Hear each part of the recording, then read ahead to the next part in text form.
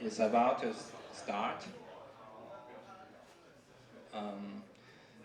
So in ETH 2.0, we don't do mining here. Instead, a group of validators they deposit Ether, and they have jobs to do. Watch closely to how validators enter and exit the system. What are their responsibilities, and how are they rewarded and penalized? Let's journey through the life of validator with Xiaowei, the researcher. Welcome.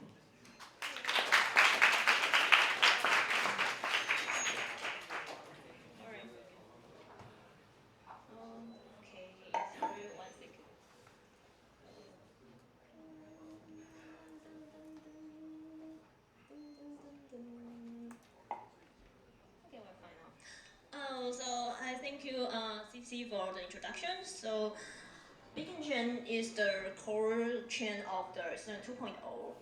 And today I'm going to talk about the life cycle of the Beacon Chain validator. So first of all, just a quick recap of where we are right now.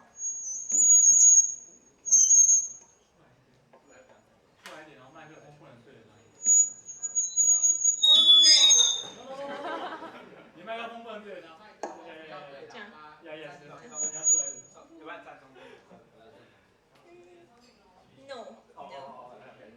Okay, let's move on. Try to use the mic like this way. Okay. So let's do a quick recap of it. This is the current Serenity design for Ethereum 2.0.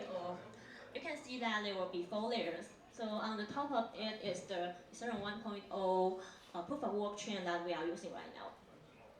And then is the beacon chain that I'm going to focus in today.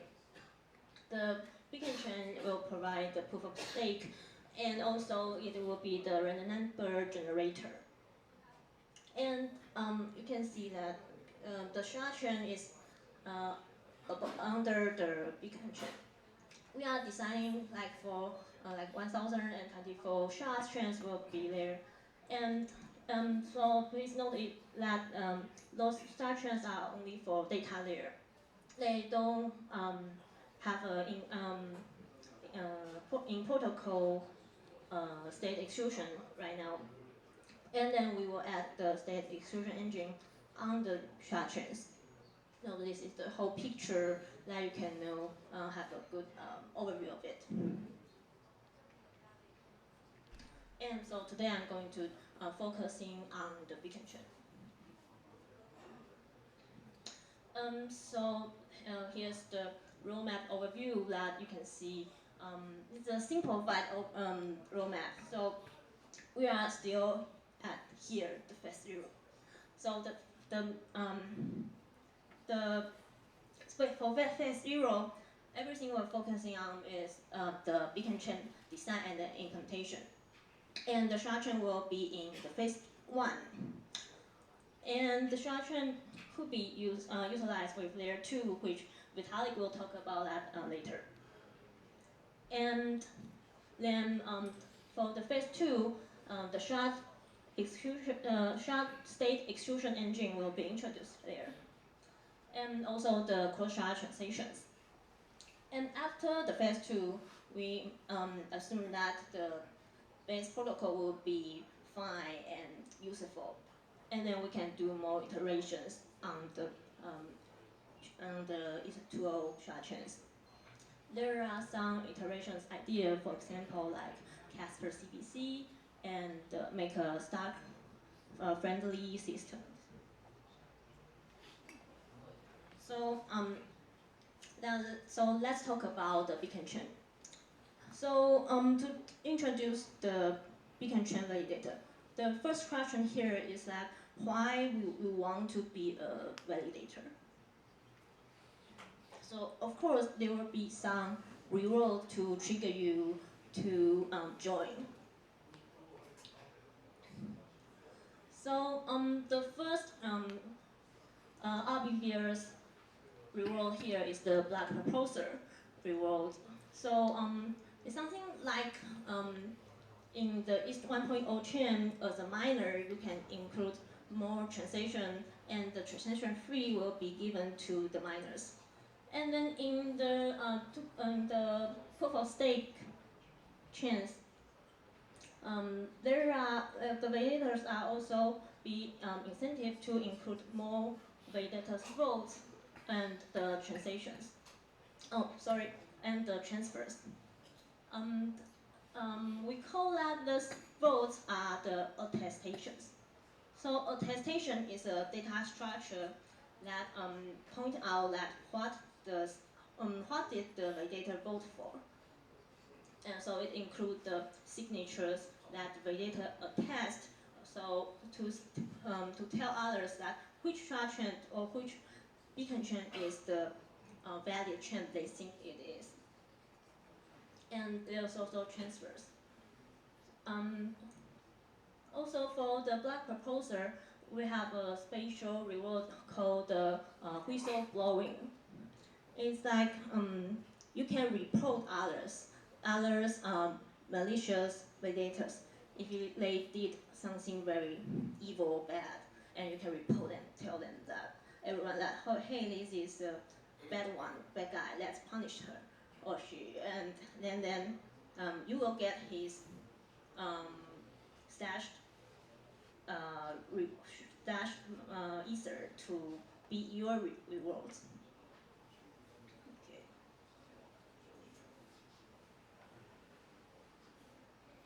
And then there are the Casper FFG rewards. The Casper FFG reward is the reward for to reward that if you are voting on the correct beacon chain. So by the correct that I mean the canonical chain. So if you are a validators, I see two shard chains. Two beacon chains. They are both valid if you see that independently.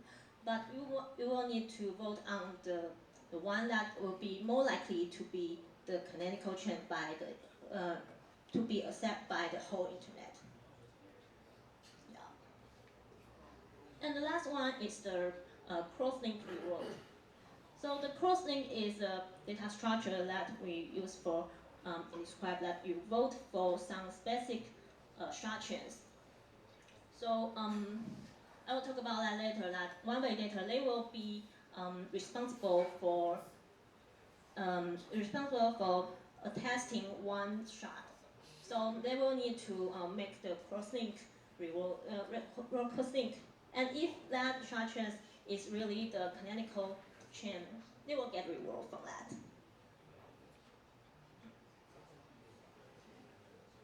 And then the second question is that how to become a validator. Okay, let's see that first of it, how to join the staking. There is a deposit contract on the Ethereum 1 chain. The user can make a transaction to make a deposit of 23 ethers on the contract. So, and then this 32 ethers will be locked in the contract. And every time there's a new deposit being made, there will be a log event that will be on the ETH1 chain receipt. As a beacon chain validator, they would need to keep track of the state of the ETH1 chain contract. So, and especially watch the event log of the deposit contract. You can use some ETH1 like time to keep track on that.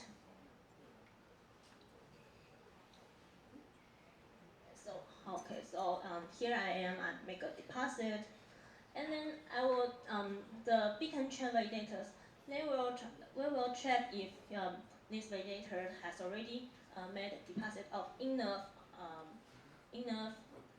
balance on the beacon chain. And then they can't be added immediately. They have to wait for like 25 minutes. And then we call that, hey, this validator is active right now.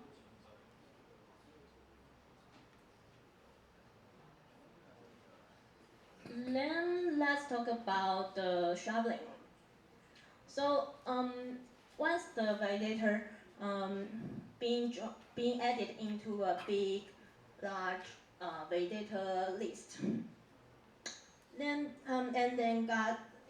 after they got activated, they will be shoveled into several small committees. So please note that the whole system will have only one big validator list. And they will get shoveling is pseudo randomly sampled by 2 different committees. And each committee is assigned to be responsible for verifying one certain shard chain.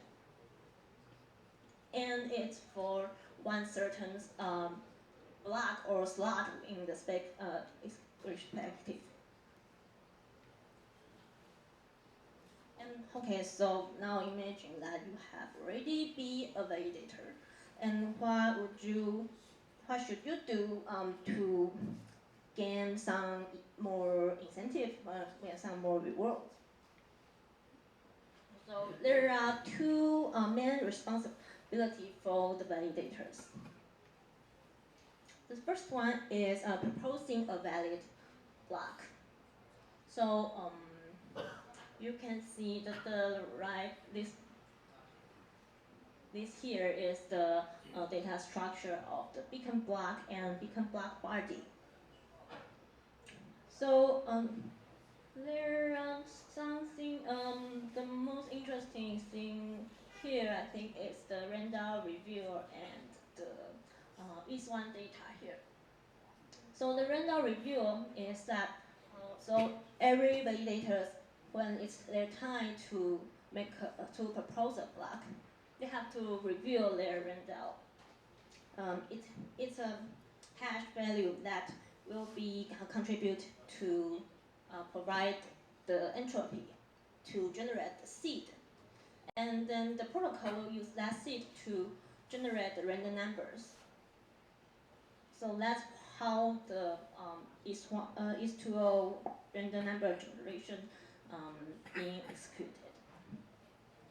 And also they have to choose the best vote of the is1 chain references from give a is1 data structure in their proposal.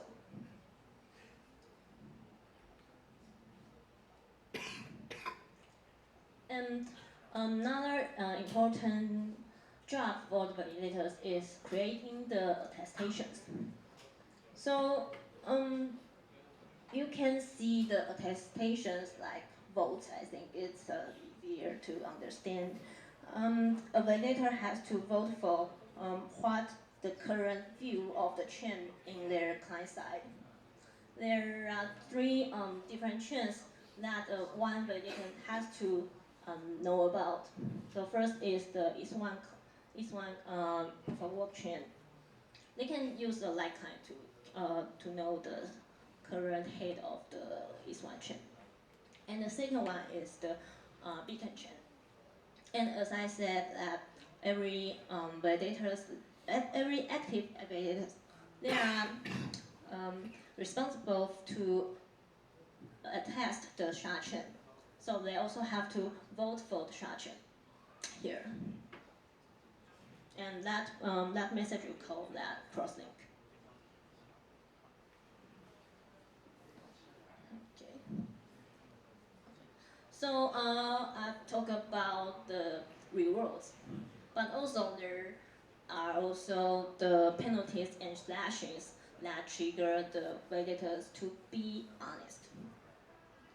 Because if they do something bad, they will get slashed, they will get punished by reduce their balance.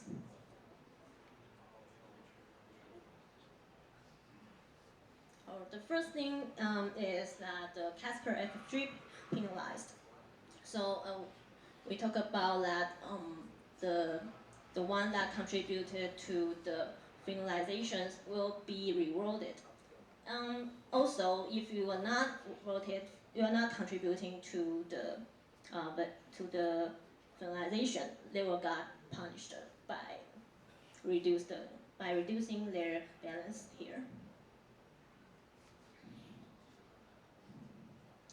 And if the beacon block are not being finalized normally, that means that they will probably the last finalized epoch will be very long time ago.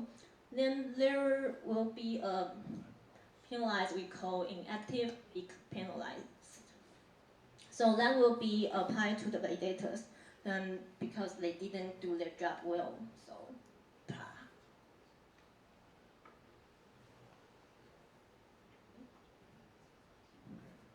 Okay, so and also the cross-link penalized are reflective of the shard plot.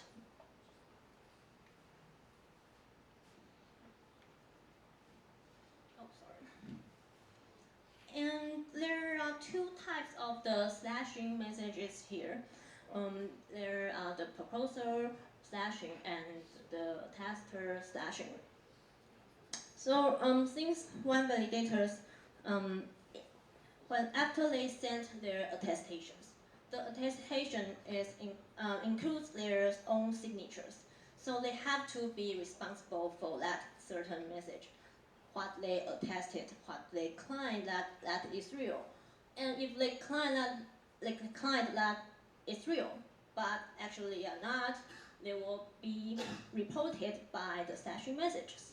So the other users, they can create the stashing message to report that, hey, this user is not good. He voted for two shard chains in the same time, and then so in that case they will get punished too. And in the phase 1, we will introduce the proof of custody game penalized. So it is kind of the challenge and response game that, for example, is for reduce the data availability problems. So for example, because in the shard chain there will be only the data. There are no certain state root in the shard chains. So if I claim that I have the value, I have the data of this shard block, but actually I don't have, and then you will ask, do you? The other guy will ask, do I have the shard block? They will challenge me, and I, as a prover, I have to prove that I really have that. So that's the proof of custody game that here. So if I don't have, but I lied, then I will get punished too. Okay, and then as something called the validator charm. For one validators, they can't just join or leave the beacon chain immediately. There are two waiting queues here. One is the activation queue, and another is the exit queue. The reason why it is here is for the stability and the chain liveness. So we can't accept that while the validator list, the commit is being changed so frequently. So each time when the validator updates, registry update happens, the validators that could be activated or deactivated is based on this formula, which is based on the total balance. So not every validators can leave as soon as possible. Also, if I want to leave, I have to create a voluntary exit message and send it to the broadcast it to the internet. And I also can't be leave immediately. I have to withdraw my balance, right? So, but in the phase 0, there will be a state called the withdrawable state. So that's because that the short-term state exclusion is not here yet. So in the phase 2, when we add the state exclusion engine, the withdrawable will be withdrawn to the short-terms.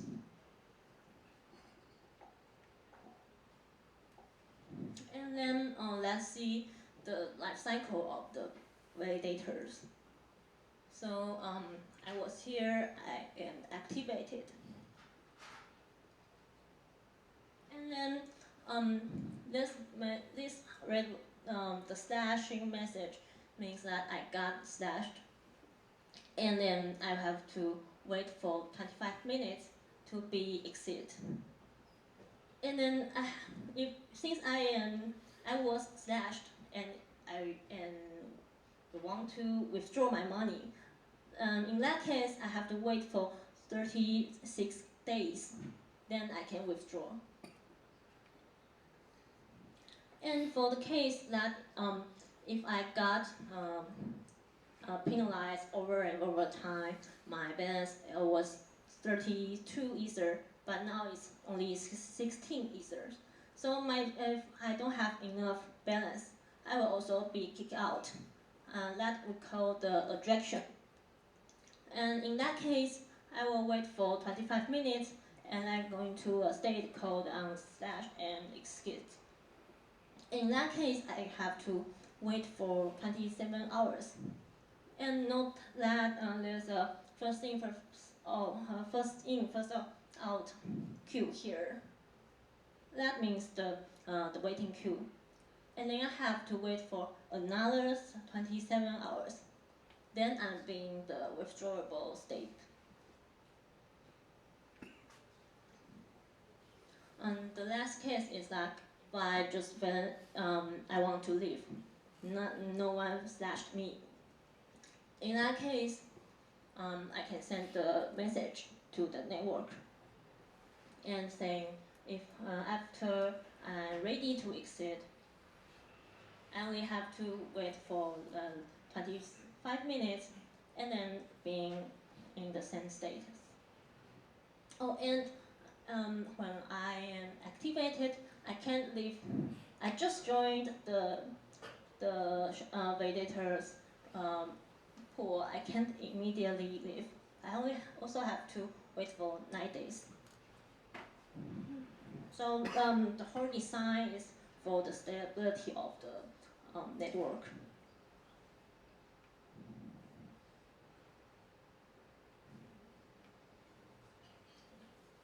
Oh, and there are some known computations and network requirements here.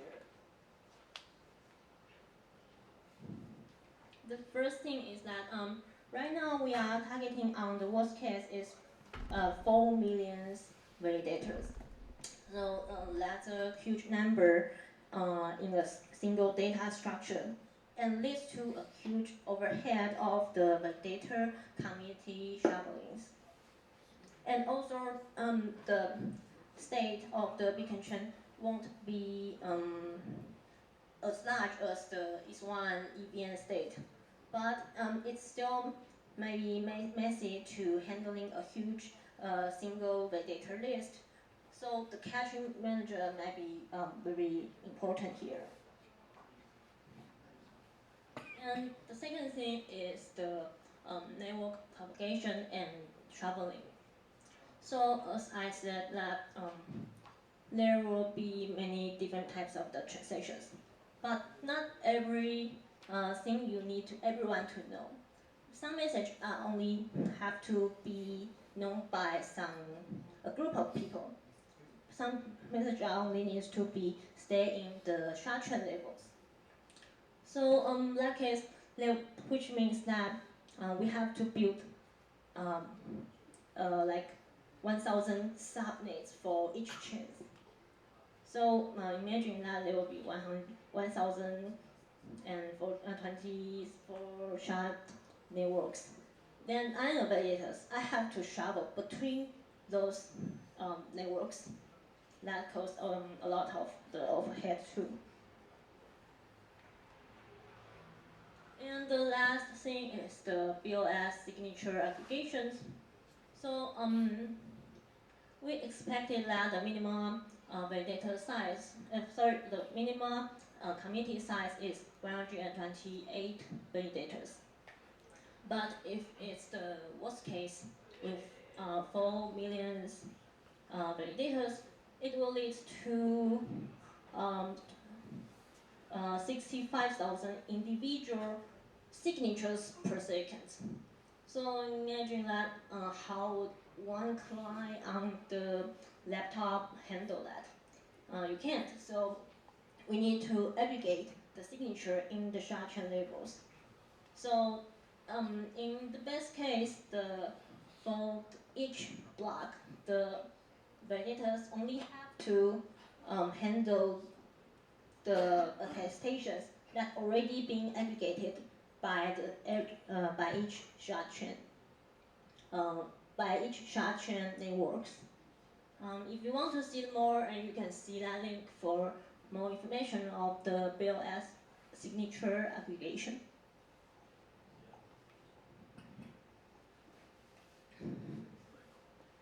Okay, so everything I'm talking about is happening right now. There's very active implementation and research on the ETH 2.0 space of Ethereum repository. And also we have the community call every 2 weeks on the ETH 2.0 PM. And important thing is that we have like more than 9 teams are building their beacon chain client based on the spec. Yeah, and you can see the link to from what are those 9 teams. And today we have not just me, there are other client implementers. I've seen that. Could you wave? No? Porto. Hi, Porto. Oscar. Hi. Okay. So yeah, if you are interested in the client implementation, you can also reach them out. Oh, and myself, I'm working on the research team. We are working on the Python implementation for ETH 2.0. So I'm here happy to talk if you want to contribute to Trinity. Or you can find me on the Gitter. And okay, last, thanks to the side reviewers, the V Buterin, the Danny, Ryan, and Proto Lambda here. And last, thank you.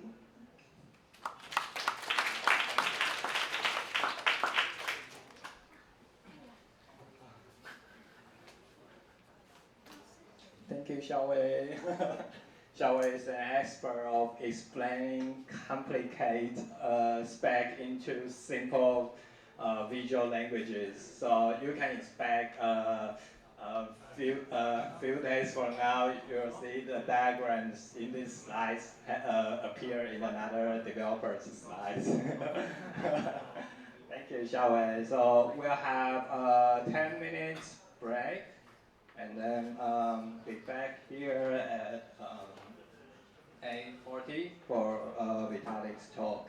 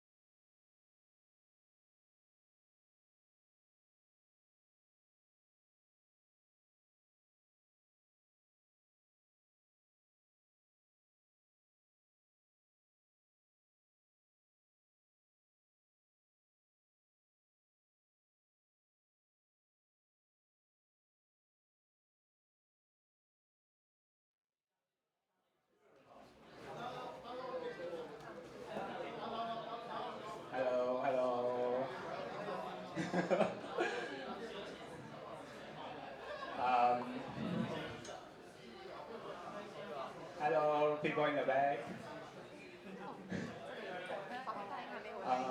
Without further introduction, let's welcome Vitalik. Hello. Hello. 大家好. Привет.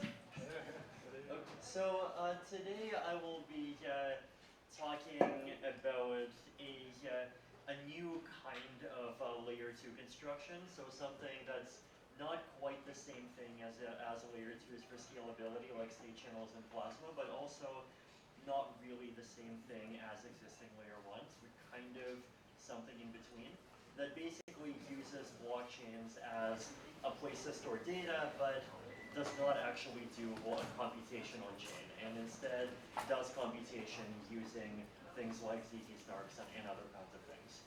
And the interesting thing about this is that once blockchains start becoming more scalable, and once Ethereum 2.0 and Serenity reach a certain point, it actually makes sense to make these kinds of applications that use blockchains for data, but not for computation in a lot of cases. So the idea of using blockchains as data layers actually has a long history.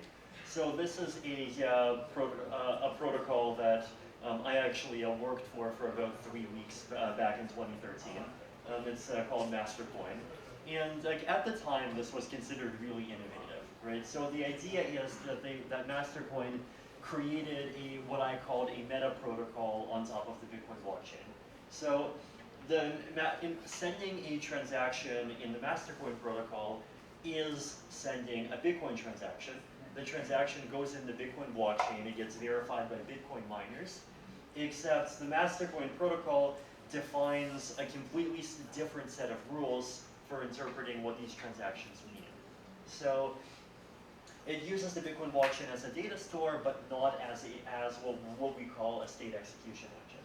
Now, if you have the Bitcoin blockchain and you have a Mastercoin node, you can compute the the state pretty easily. You basically start with the genesis state, and then you would have some program that we call the state transition function. And you start with the genesis state, and then you just apply every single Bitcoin transaction in order. Most of the Bitcoin transactions don't have the kind of Mastercoin flag on them, so they'll just do nothing. But the ones that do have the Mastercoin flag on them will be interpreted, and they can do things kind of inside of the context of the Mastercoin protocol that the Bitcoin protocol just completely ignores. So inside of this Mastercoin protocol, it defines MSC, the currency. You can do financial transactions, you can do a very primitive version of smart contracts, and a lot of other things. Right? So now, what's primitive about it? Right? So first of all, the Mastercoin protocol is not like client friendly. So if you want to learn what the current state of the Mastercoin system is, then you basically have to actually have the Bitcoin blockchain, have the Mastercoin code, and process every single Bitcoin transaction with the Mastercoin flag attached to it in sequence. So there's no way to do a light client, there's no way to do simplified verification or anything. So this is the first problem. The second problem is that the activity inside of the Mastercoin protocol cannot influence any state outside of the Mastercoin meta protocol, right? So the Mastercoin protocol can handle Mastercoins.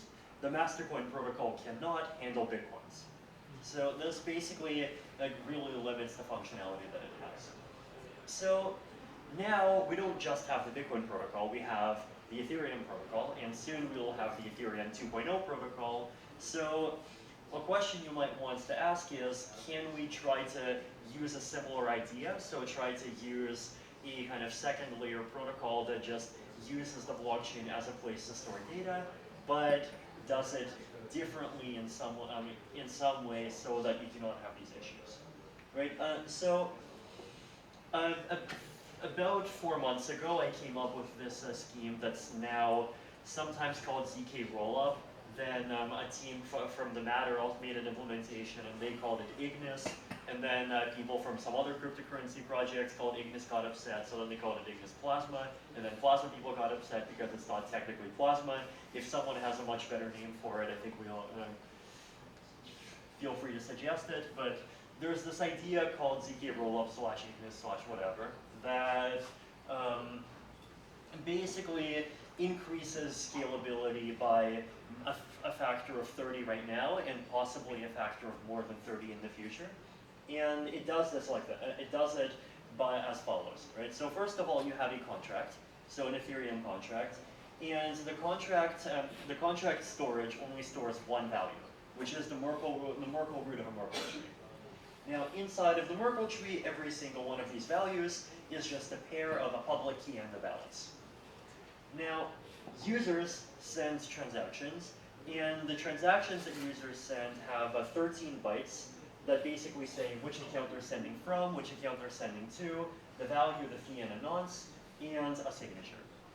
So users send these transactions, and then there's a class of node called a relayer. And what a relayer does is it gathers a set of transactions that users send, and it creates a ZK snark. And the ZK snark proves a few claims, right? So the first claim that it proves is that if you start with a state that has some particular Merkle root, so we'll call the Merkle root R1, and then you apply all of the transactions from some set of transactions in order, and these transactions, then you get some other Merkle root R2, and this R2 is the root of some other state, which is the result of processing these transactions, and all of these transactions are valid, they lead to valid operations, and they have valid signatures attached. Then the relayer publishes R1, R2, and the set of all the transactions to the chain, and the contract in the chain verifies that the snark actually says that these transactions are correct. So then once it does that, it just inside of the contract replaces its state and takes out sets the root from being R1 to being R2. So that's it, that's what the contract does. Right? Now, what does this give you? Now, first of all, this might seem like it's kind of similar to Plasma, right? Because in Plasma, you have a contract and the contract holds Merkle roots. Here you have a contract and the contract holds Merkle roots. So you might ask, well, what is the difference, right? And the difference is that Plasma needs to have a lot of complexity around things like exit games and the withdrawal periods because of this issue called the data availability problem, right? It needs to have a lot of complexity to deal with the possibility that a malicious Plasma operator published a block with a Merkle root but did not actually publish the data. If you publish incorrect data, that's not a big problem because you can just prove that the data is incorrect with a fraud proof to a smart contract. But if you just don't publish the data, then no one can tell whether or not the data is valid, is invalid, what's in there, and it's a kind of attack that's much harder to deal with. Now here, we don't have a data unavailability problem because what we're doing is that we actually have to publish all of the transactions to chain. Now notice that here we're publishing the transactions without the signature, right? So what that means is that for every single operation, you just have to publish 13 bytes. Now what's the gas cost of 13 bytes? Well, does anyone know how much gas it costs in Ethereum to include 1 byte in a transaction? 68. Does anyone know what 68 times 13 is? 884. Now, does anyone know how much gas it takes to send a transaction now? 21,000, right? So we've gone from 21,000 to 884. And so how are we doing this, right? Basically, the reason why we can get these efficiencies, I mean, the largest part of it is because instead of verifying transaction signatures instead of having the Ethereum blockchain itself verify the signature of every transaction, instead we use a ZK snark. And the ZK snark basically proves that all of these transactions actually are valid and have valid signatures attached. So we move the computation off chain, the relayer does the computation, We also save a lot of gas because the storage gets moved off chain as well, right? So the storage gets moved off chain. The only thing that stays on chain is the Merkle root. But because the data is published on chain, we also manage to avoid depending on a central relayer. So we don't need to have a central operator the way plasma chains do. And the reason basically is that because the data is published on chain, everyone knows how to compute the entire state tree. They can just process all of the transactions. And if they have the state tree, then like if the original operator disappears, anyone else can just become a new operator in their place, right? So this is kind of the basic pattern of at least one way to kind of use the blockchain mostly just as a place to store data. Now, it turns out, by the way, that you can actually improve this even more. And the way that you improve this is that it turns out that you do not need to include the nonce on chain, right? Because the nonce is just there for verification. So if the nonce is there for verification, you don't need to know what the nonces of the transactions are in order to calculate the changes to the state roots. So we can actually go down from 13 bytes to 11 bytes. And so 11 times 68, well, 748. So yay, even more efficiency. So the cost of a rolled-up transaction, way less than before. Now notice that, unlike Plasma, this scheme can process instant deposits and instant withdrawals.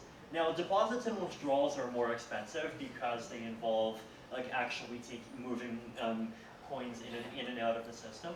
But they're very easy to do, right? Basically, the way that you do a withdrawal is if you have an account, you provide a Merkle branch, and the Merkle branch proves that you have some state, then you can extract those coins, and the Merkle root gets changed with a new Merkle root where you don't have coins anymore. And the way that you would deposit is you provide a Merkle branch that shows where the highest indexed account is. You say how many coins you're adding, and it also changes the Merkle root, and it gives you a new account ID and a new index, and it changes the root. So depositing and withdrawing are both instant, and you can do it without an operator, and you don't need one central operator. Like the concept of a relayer is just something that there could be many relayers floating around the network. Anyone can participate.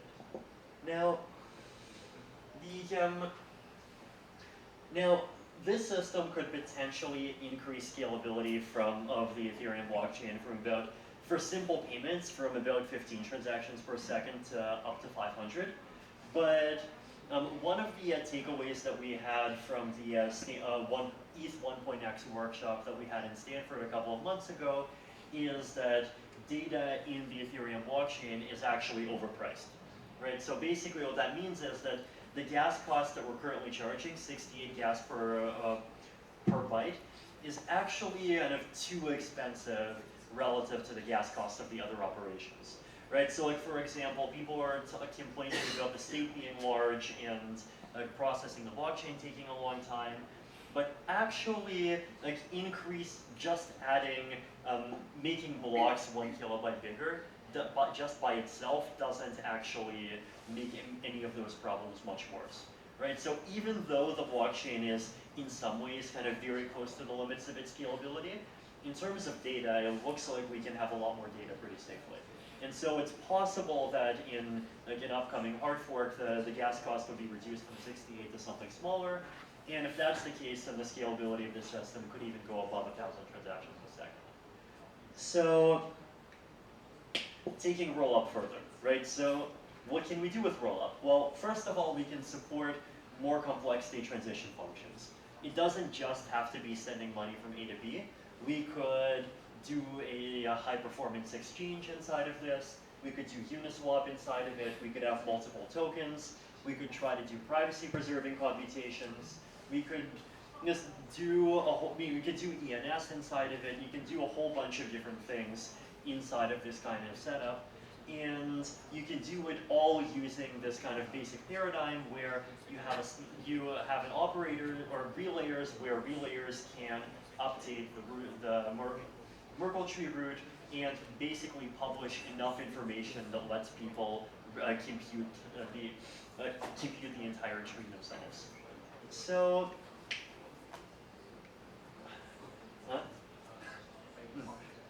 so today I would like to introduce, ta-da, ZK rollup. Oh, sorry. Huh?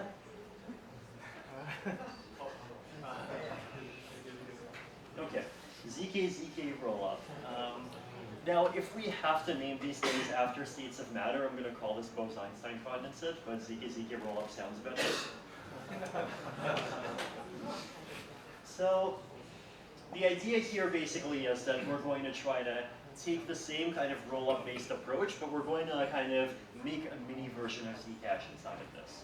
Right, so here's how you make a mini version of Zcash. So generally, users publish transactions that contain snarks that say, I have a valid spend certificate for some coin hash in the state, and here's a new coin hash that I'm creating, and here's a kind of unique value that I'm revealing. And generally, one way to think about it is that a user's secret, which never gets revealed, is some number s. The coin hash is the hash of s+1, and the spend certificate is the hash of s+2. So what the snark does is it basically says, when you publish a spend certificate, it proves that the spend certificate is connected to the coin hash of one of the coin hashes that already is in the Merkle tree, and that's it. Right, so it proves that the spend certificate is connected to one of the existing coins, but it doesn't say which one. The other important thing is that the verification function should also check that the spend certificate itself has not yet been revealed. Right, so every coin has only one corresponding valid spend certificate, and so if you reveal a spend certificate, then you should not be able to use that spend certificate again. And this is kind of the basic way that it ensures this property of one coin goes in, one coin comes out, while at the same time giving you kind of total privacy within the set of users of the system. So the transaction doesn't reveal which coin is spending. Each spend certificate can only be used once. So this is basically a simple version of Zcash. Well, how do we do it inside of a rollup? So what we're going to do is we're going to say, instead, a transaction here is just basically going to say, here are the spend certificates I'm claiming, here are some new coin hashes, here's the values of these coin hashes, here's a snark, here's some other data. But the real layer isn't going to be publishing the transactions. The real layer is going to be publishing, for every transaction, a receipt. And a receipt is basically just a minimal object that defines what is the change to the state that it's making. Because you don't actually need to publish the transactions. All you need is to publish enough data to allow anyone who wants to construct the tree up to the current point. And so the receipt would contain, well, first of all, 2 spend certificates. So assuming this is a UTXO system, so 32 bytes for one, 32 bytes for one. The values of the new coins, so we'll make them be 4 bytes for efficiency, and then we'll have a fee, which might be 1 byte. And if you want to create a bunch of new coins, well, it turns out you don't need 32 times n bytes, you only need 32 bytes, basically because instead of publishing all of the new coins, you just publish the hash of a root hash of your new coins. And then the transaction that spends those coins would have to provide a Merkle branch. So altogether, we have basically 105 bytes multiplied by 68 and about 7,100 gas per transaction. So still cheaper per transaction than simple dumb Ethereum transactions, but fully privacy preserving. Yay, ZK rollup. So these are intended as just kind of examples of the kinds of efficiencies that you could get. And the reason why we get these efficiencies is because all of these systems involve some pretty heavy computation, right? Like if you try to just do Zcash on chain, then one of these transactions would involve verifying a snark. And verifying a snark involves something like 500,000 gas. Now here what we're doing is we're not requiring the chain to verify a snark for every transaction. We're not even putting the snark on chain. Instead, we're putting one single snark, where one single snark verifies that for every transaction that gets included, there is a snark attached. So It does require one level of recursion, so it requires a snark of a set of snarks, but what you get out of that is that the cost of verifying these things goes down from what it would be, which is maybe 500,000, to what it could be here, which is about 7,000. So, now this all sounds good, right? This is like, yay, if we use things like snarks, or potentially you can modify these systems to use kind of true-bit-style interactive verification. If you do these wonderful things, then you can increase scalability by a factor of somewhere between 30 and 100. But okay, well, what if we want to do more? So here's where Ethereum 2.0 comes in, right? So the phase 1 of the Ethereum 2.0 beacon chain is the phase that introduces sharding of data, right? So phase 1 basically says we're going to turn on these 1,024 shards. Each of these shards will have a block size. It looks like the block size will be 16 kilobytes every 6 seconds. And these shards would basically just contain data, and the data doesn't necessarily mean anything. So let's say you have this architecture. Well, it looks like all we've created is we've just created a chain that lets people throw 2.8 megabytes a second of junk onto it, right? Well, turns out we can do a lot of things with the junk. So for example, well, how about we do ZK rollup on top of it, right? Every ZK rollup transaction is marginally 105 bytes, 2.8 megabytes a second of data availability, 2.8 million divided by 105, that sounds like it's about 27,000. And yay, we got 27,000 privacy-preserving transactions a second.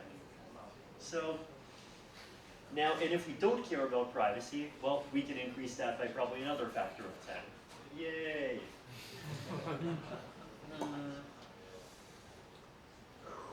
Wow. I don't know. I was going to make a snarky comment about how that's more than the scam coins have been pretending, but I couldn't decide which scam coin to call out. Okay, so this is what we could do, right? But there's a bit of a barrier. And the barrier is that these systems that I talked about here, right, they all of these systems rely on data, but they do also rely on a computation layer. Now the computation layer can be pretty tiny. The computation layer basically just needs to verify a snark, but it still requires computation. And in phase 1, Ethereum 2.0 is not going to have computation. Now, Ethereum 1.0 has computation already, right? And so Ethereum 1.0 has computation. Ethereum 2.0 has lots of data. Well, it sounds like we might need a bridge between the two. And so this is what, fortunately, we can have ETH2 Lite clients inside of ETH1. So we've spent quite a bit of time designing the Ethereum 2.0 protocol to make it maximally Lite client friendly.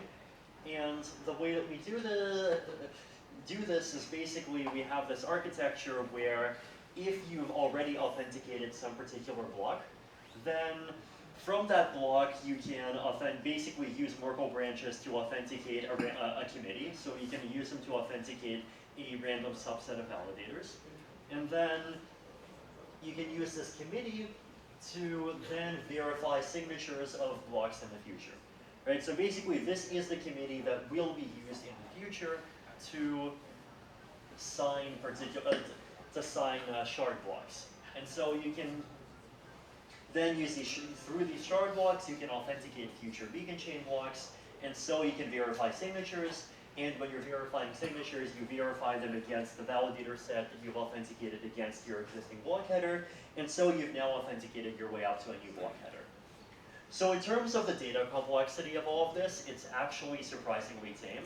Like basically, about every 9 days when the persistent committee switch, you would need to authenticate a new validator set, and that is about 80 kilobytes. But you don't really even have to do the 80 kilobytes all at once. If you want, you can kind of amortize it over the 9 days. And then if every time you want to authenticate a new header, you would need about 500 bytes for the new header. So you can almost do this in the Ethereum 1.0 chain as it is today. The main challenge is that the Ethereum 2.0 chain is using BLS 12381, and the Ethereum 1 chain does not have a good recompile for BLS 12381. And so if this gets added in the next fork, then that problem gets solved. So what this basically means is that you can have the Ethereum 1 chain be the computation layer, and then hook into the Ethereum 2 chain and require that data for these roll-up schemas be published on the Ethereum 2 chain, and then we can actually pretty quickly start to get these very large scalability gains. So there's plenty of other things that you can do with data availability engines. You don't just, it's not just about doing rollups. You can have plasma chains with much more frequent commitments. So you can have plasma chains that make blocks every minute instead of say every day.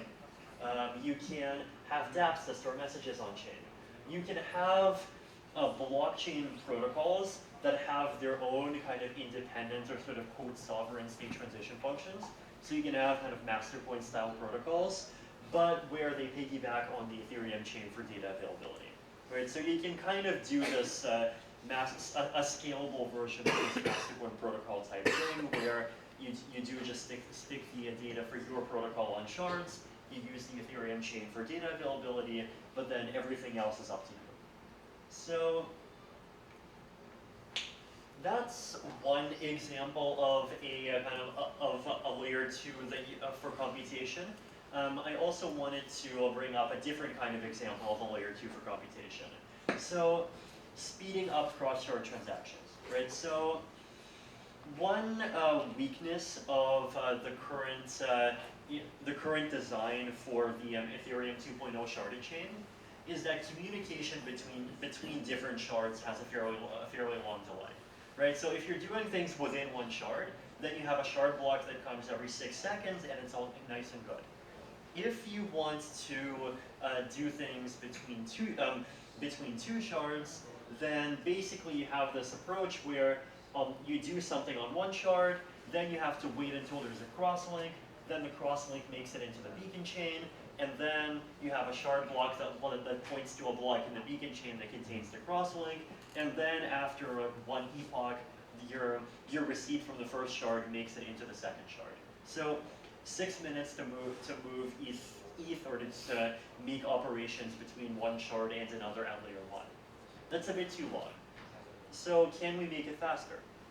And it turns out that there's a set of layer 2 techniques that we can use to make it faster pretty easily. So here's how the layer 2 technique works, right? Basically, what we do is the simplest way to explain this is that you can think of it think of like a token implementing this kind of scheme, but you can generalize this to smart contracts, you can generalize this to everything.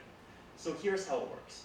Let's say that at the top we have shard 1, and at the top, Alice has some number of coins and Bob has some number of coins. At the bottom we have a different shard. And in a different shard we have Alice, Bob, and Charlie, and they have coins. Now, at the beginning, Alice has 10 coins, Bob has 20 coins, Charlie has 30 coins. And at that exact point in time, on the other shard, there is a transaction that sends 5 more coins to Bob. So what happens, right? So at the beginning, Alice has 10, Bob has 20, Charlie has 30. At the end, Alice has 10, Bob has 25, Charlie has 30, which is what should happen. But can we give Bob access to his coins faster? So here's what we do. Let's suppose that we have some mechanism that allows one shard to see the roots of another shard that doesn't need to work all the time, but that does work most of the time.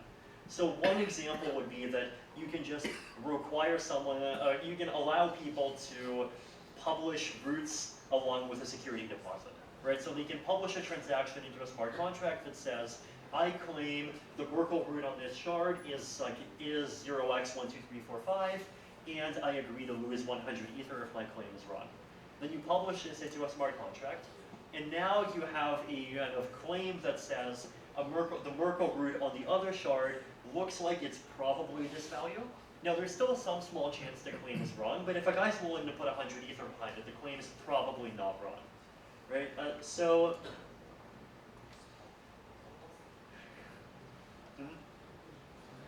So what you do is basically you say in the token, like inside of the registry that stores the token balances, you define Alice's balance as still being 10, Charlie's still being 30. Now for Bob, instead of his balance being a number, his balance becomes this kind of conditional object that says, if the state root of the other shard is R, I have 25 coins. If the state root of the other shard is not R, I have 20 coins. So it's kind of like representing a quantum superposition inside of the smart contract, if that helps anyone at all. No, okay. But basically, like the contract itself kind of stores both states, right? It stores both possibilities. And then only later, when the contract figures out like what is the actual root of the other shard, then it knows like does Bob actually have 25 coins or does Bob actually have 20 coins? So now here's the interesting thing about this. Let's say Bob has 25 if R else 20 coins. And let's say Bob wants to send 22 coins to Charlie. Well, Bob can do that, right? So let's say Bob wants to do that over here.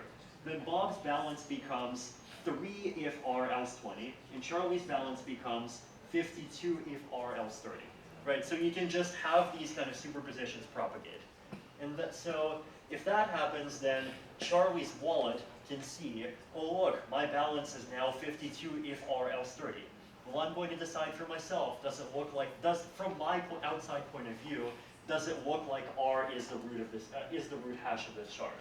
If it is, then my wallet is going to show my balance as being 52, and if not, my wallet is going to show my balance as being 30. So even though inside the state, it's doing this funky stuff with weird superpositions, from a user interface kind of high-level abstracted point of view, it just looks like Bob and Charlie are getting their coins and have the ability to spend their coins almost instantly. So this is like another example of the kind of thing layer 2s can do. A third interesting example is, okay.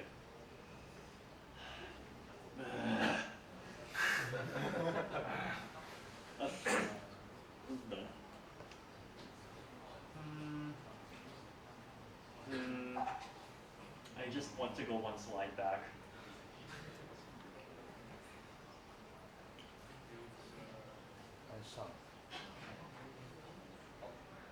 No, back one. Nope, no.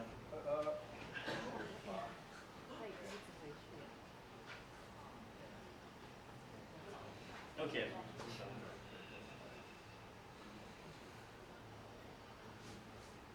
Yeah, this is the original shard, so slide, so one forward. Can you do one forward? Maybe there we go. So another thing that you can do with layer 2 is you can do kind of general purpose privacy in different ways. So there was this framework that was introduced by Alessandro Chiesa and some other researchers a few months ago that we called Zexia, that basically creates a kind of does a UTXO-based general purpose smart contract architecture that allows privacy preserving smart contracts, and does this in a way that kind of actually looks and feels nice. So you can do this, and basically this is like another example of what I would call a computational layer 2, right? So the way that this would actually get implemented is that you would have these transactions go on chain and they would have snarks, but like ultimately it is a kind of a different, like people are programming in a totally different environment from the kind of basic environment that the Ethereum 2.0 blockchain would provide. So so these are just different kinds of examples of things that I personally would call layer 2 computation. So what are the benefits of this paradigm, right? So philosophically here, the idea basically is that layer 1, the Ethereum blockchain's layer 1, does not need to be overly complex to optimize its properties. It does not need to increase complexity to optimize block time, to optimize cross-shard communication time, to optimize cross-shard synchronous messaging support, to optimize privacy. It does, basically, layer 1 really does not need that much change. And like theoretically, I might even go so far as to claim that Ethereum 2.0 phase 3 is like possibly just sufficient pretty much forever.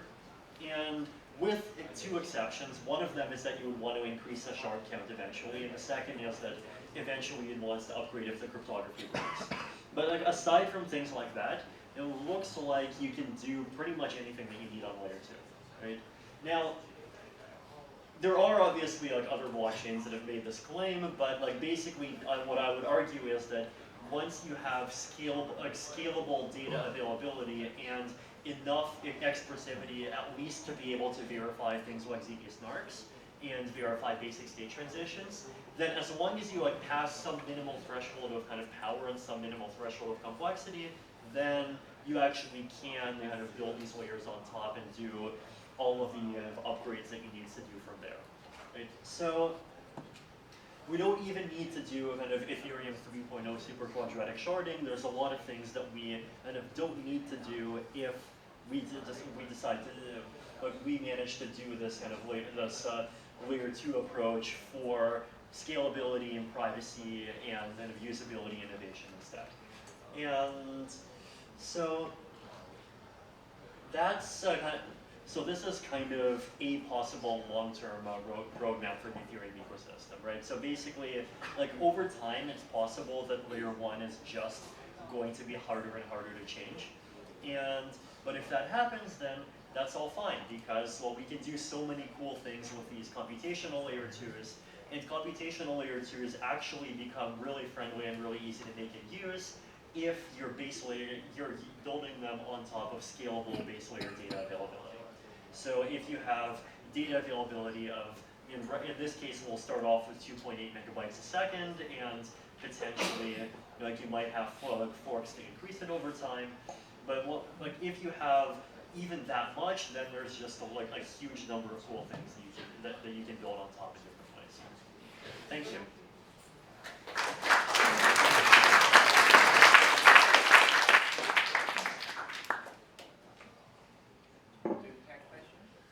Yay, questions. Yes.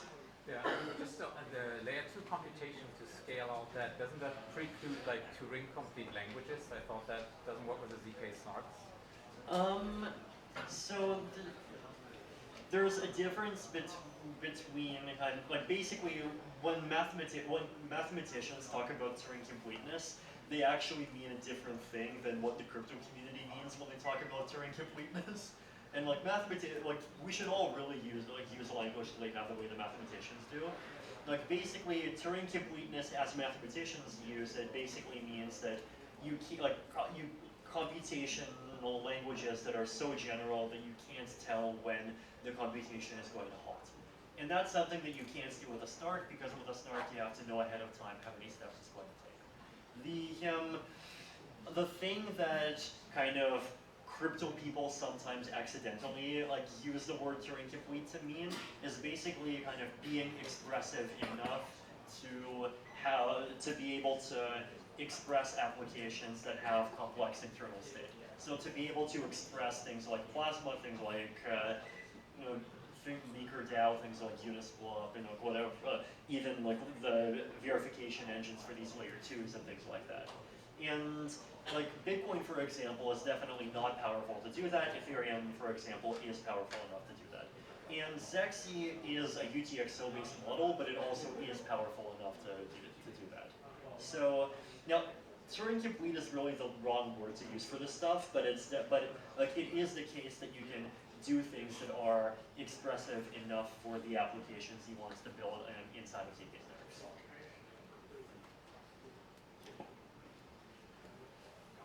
Yes. Can I ask something before this? Before Serenity? Yeah, I mean, in the bear market, we have we are reducing the hash power. Maybe we lost maybe 30% hash power. And what do you think about, because we are going to pure express sharding, and the less hash power is less security. What do you think about this, and how can our community to solve this problem? Because lower hash power and lower security, something. I mean, it's definitely a challenge, an issue. Though I would say that Ethereum's current level of hash power is not close to being low enough that we need to worry about it. So like for example, the Ethereum Classic chain has been attacked, and we know that's one of the most powerful chains that has been attacked, but the Ethereum Classic chain only has like something like 3% of the hash power that the Ethereum chain has. So like there is still a pretty wide margin between the two. I mean, if it turns out that the Ethereum chain becomes attackable in say more than 6 months from now, then another thing that we can do is once phase 0 is launched, we can actually modify the proof of work clients to basically treat the phase 0 proof of stake as being a finality mechanism. And if you do that, then 51% attacks on the proof of work chain can't revert finalized blocks anymore. The only thing they can do is censor blocks.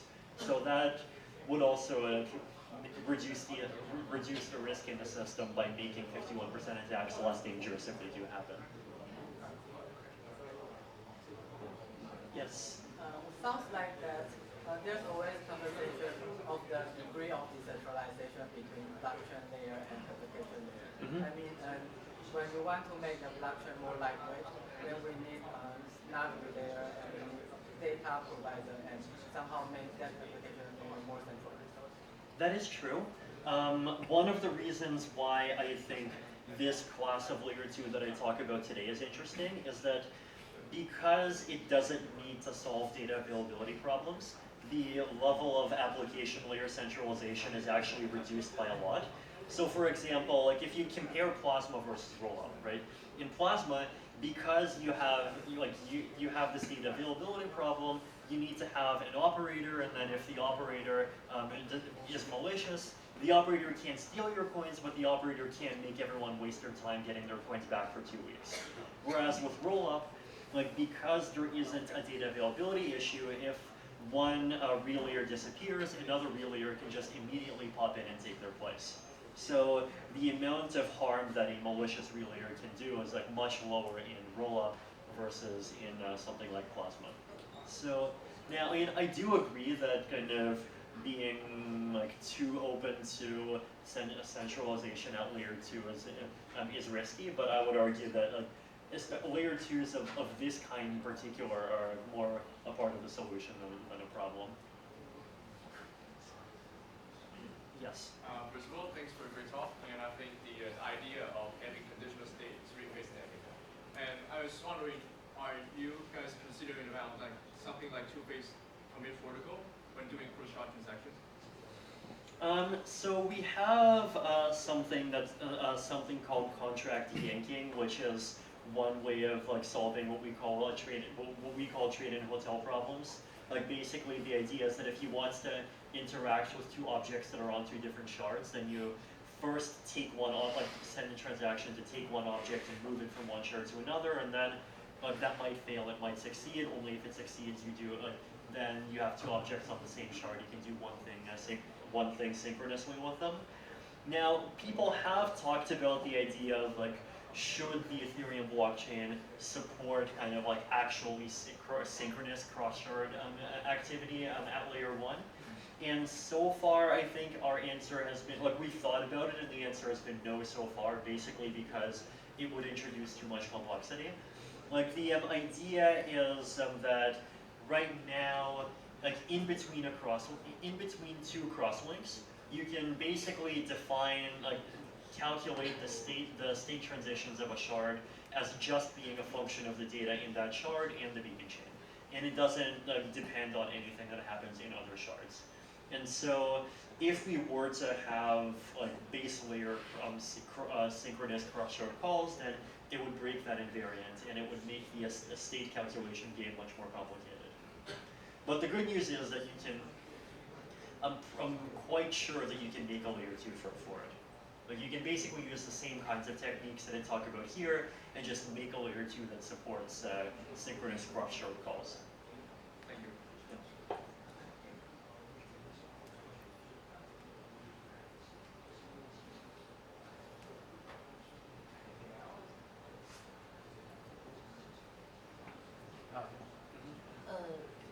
These days there is lots of third-party layer 2 solution for Ethereum. For example, Ethereum is just launching the launchpad of balance. And what is the relationship between those third-party layer 2 solutions with the Ethereum layer 2 solution? So Stellar is a state channel system. So it basically is, it is one of these kind of, or like, it is part of the kind of layer 2 that provides its own data availability solution. So it is like it does involve data being off-chain.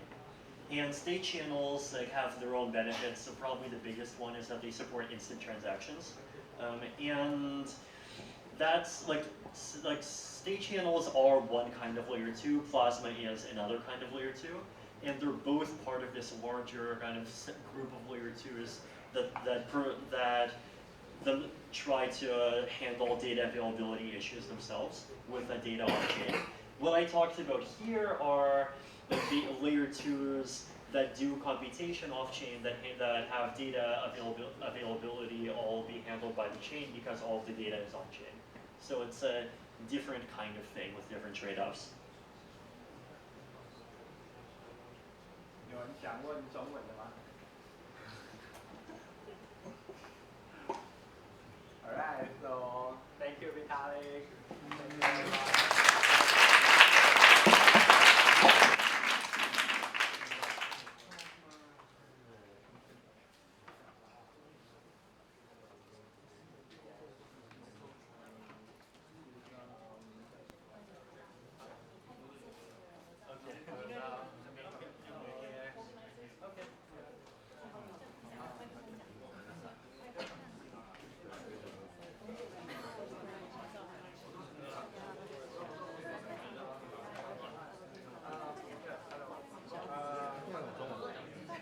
有